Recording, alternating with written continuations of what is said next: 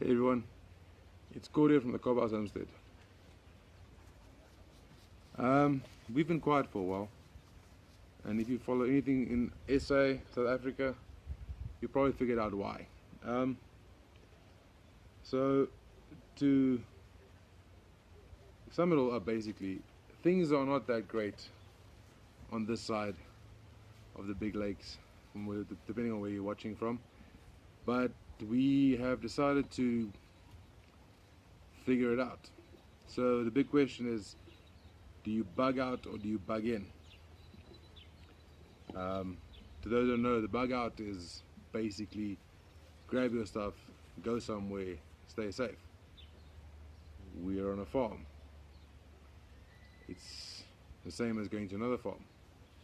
So we decide maybe we can bug in. That way we've got more food storage at hand. We can do more training on the property. We can't really move the rabbits. The rabbits make it viable to stay for meat. The fish, you'll see the pond has lost its cover. They're all dead. Rain, water fluctuations, all that kind of thing. So now basically what I'm talking about today, it's a bit out of my league, out of what I'm used to talking about, and just bear with me for a minute. It's basically what we do to bug in. Yes, we've got a whole bunch of food, dry food, stored in big drums, getting enough food for enough people, for enough time, growing our own veggies, planting on fruits, but takes time as well. The basics. But now what I'm basically getting into are these things that are around me. Things that you might need when you bug in. Obviously, you're going to need to keep the bush clean. I don't know if that's visible, but that's what our bush looks like unkept. That's what it can look like.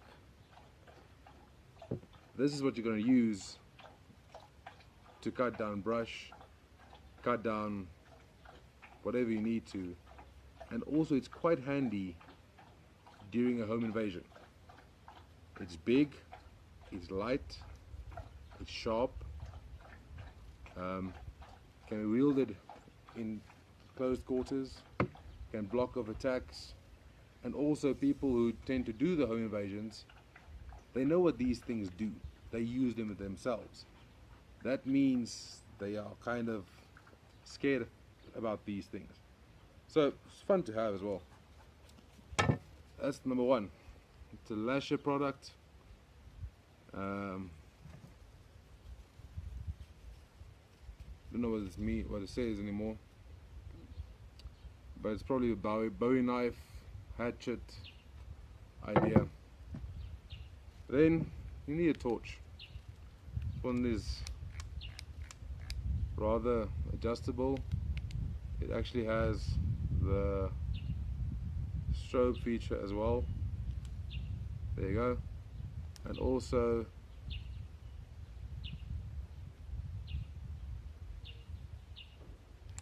signaling. So if we have, where we are, we have a flight path coming across. So if needed, I can use that. If planes come, I don't know. It's a weird topic. It's something I don't feel like planning for because I don't want it to happen. However, if it happens, you need to be ready. That's the whole thing about being prepared. The whole preparedness idea. So yeah, let's go move on. Here I've got a Boca folding knife. This one has got a bent tip. I've had for quite a while now. I've actually stabbed myself with this one accidentally once, so I know it works. It's functional. But this one is basically what I use for rough jobs. This one I use to whatever, cut down a piece of timber, or hardly use it for meat. This is basically the hard working knife. So that's the one I've got. Then I've got the newer one, made by Campmaster, with camo, very cool. This one's really sharp.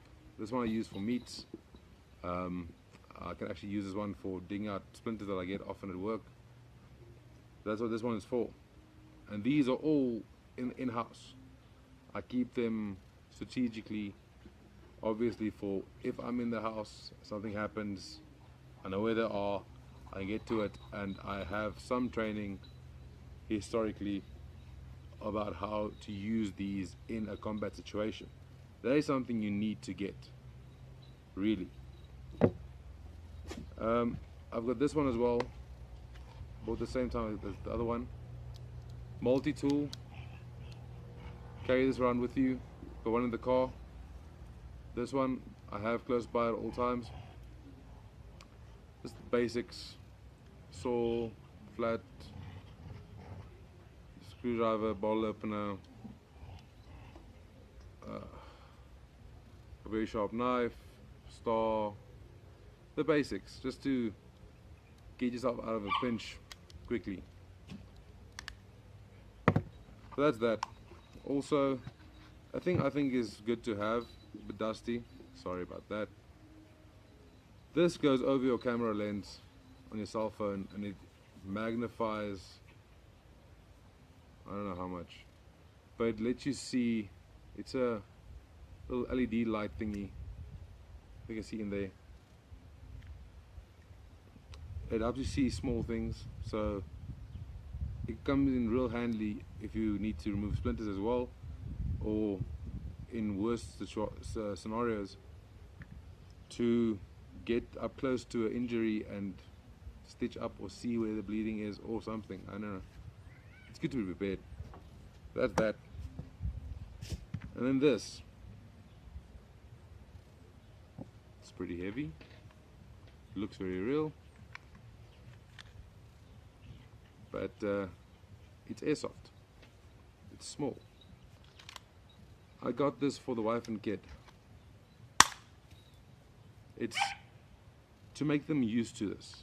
It's to help them train, help them understand the works.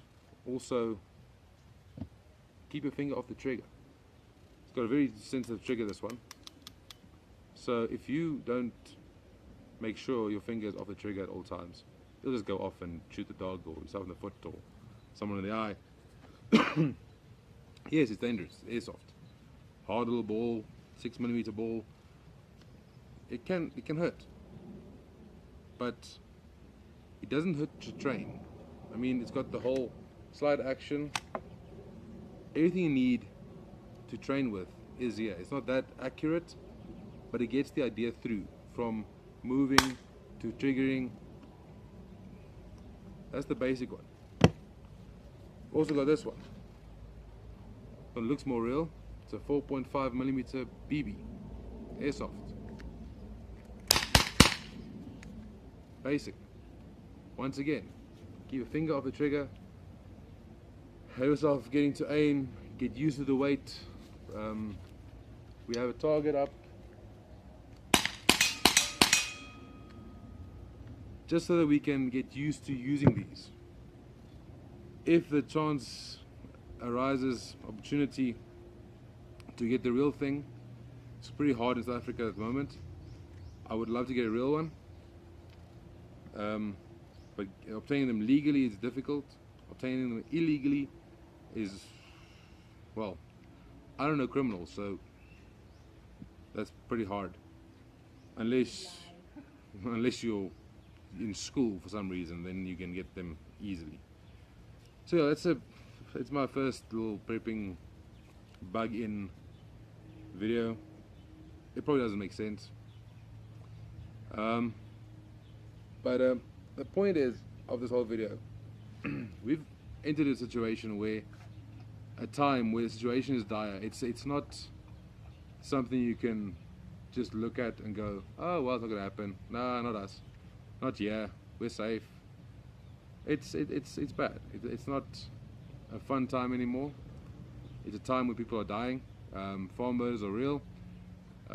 Media hides it. Driving to work is dangerous. They see your skin on the scooter and then they actually try and hit you. I'm saying they. I'm not saying colors or anything. It's people who wish death upon white South Africans, especially. You have people who ignore the fact and then let's try to say it's just another story, it's just something stupid. But if you look at the news reports about how they're treating the wives, the kids, the parents, grandparents, it's ridiculous. Another thing that I just thought about is knowing your dogs, knowing how the dogs bark. The current barking going on is just another car that came.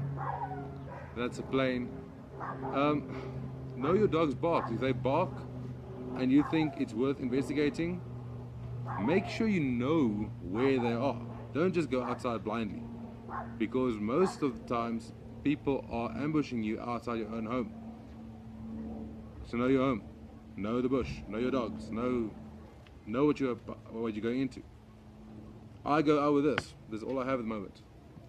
It looks very real, and as soon as you have this in your hand, someone should be able to think for themselves and think, okay, that's real or that's not. I'm not going to take a chance.